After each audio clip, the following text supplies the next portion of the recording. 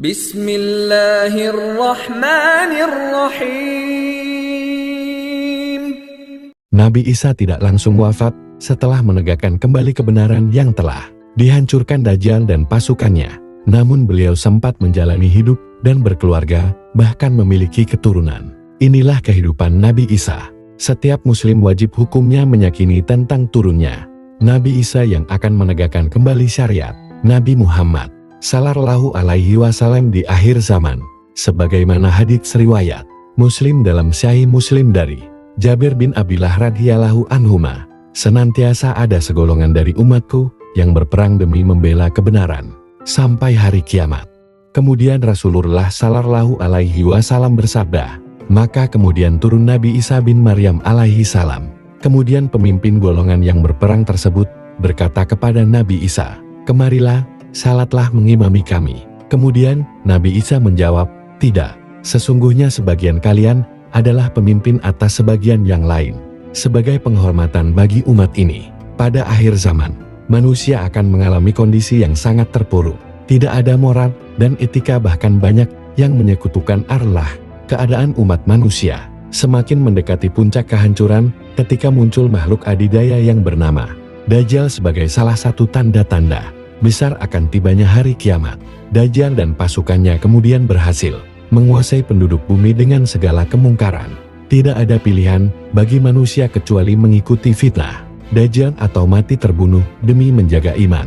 Dalam situasi ini, turunlah Nabi Isa alaihi salam, Nabi yang ditunggu-tunggu umat manusia di akhir zaman.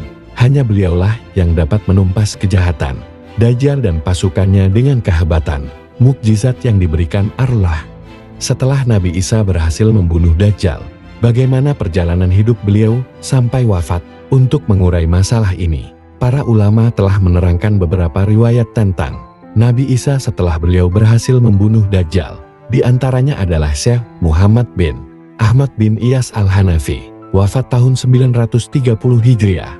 Dalam kitab Badai al-Suhur fi Wakai Al-Duhur halaman 126, beliau berkata, kemudian Nabi Isa menikahi perempuan penduduk Askalan dan melahirkan 2 orang anak. Kemudian Nabi Isa menunaikan ibadah haji ke Baitullah dan berziarah ke makam Nabi Muhammad Sallallahu Alaihi Wasallam. Maka beliau sakit dan wafat di sana, kemudian dikubur di samping kuburan Rasulullah Sallallahu Alaihi Wasallam. Riwayat senada juga dikutip oleh Syekh Abdul Wahid Al-Syarani, wafat tahun 973 Hijriah. Dalam kitab Mukhtasar Tazkirah Al-Imam Abi Abdillah Al-Qurtubi, halaman 179. Sesungguhnya Isa ibnu Maryam, ketika sudah turun, ia akan menikah dan mempunyai anak. Kemudian tinggal selama 45 tahun dan dikubur bersamaku. Saya dan Isa berdiri dari satu kuburan di antara Abu Bakar dan Umar. Sementara Imam Abu Laits Al-Samarkandi wafat tahun 983 Masehi, yang dikutip oleh Syekh Abdul Wahab Al-Syarani dalam kitab yang sama, menjelaskan bahwa Nabi Isa menikah dengan wanita Arab. Setelah berhasil membunuh Dajjal, beliau dikarunia 2 orang putri.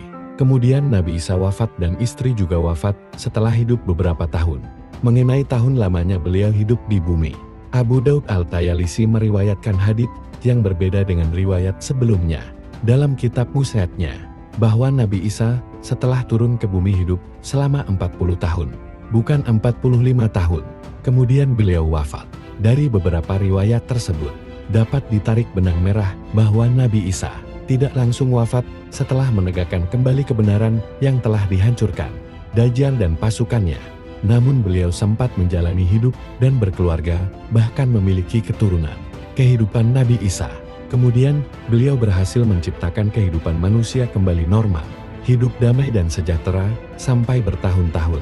Setelah itu terjadilah hari kiamat, hari yang pasti terjadi namun waktu terjadinya tetap menjadi rahasia, yang hanya diketahui oleh Allah Subhanahu wa Ta'ala.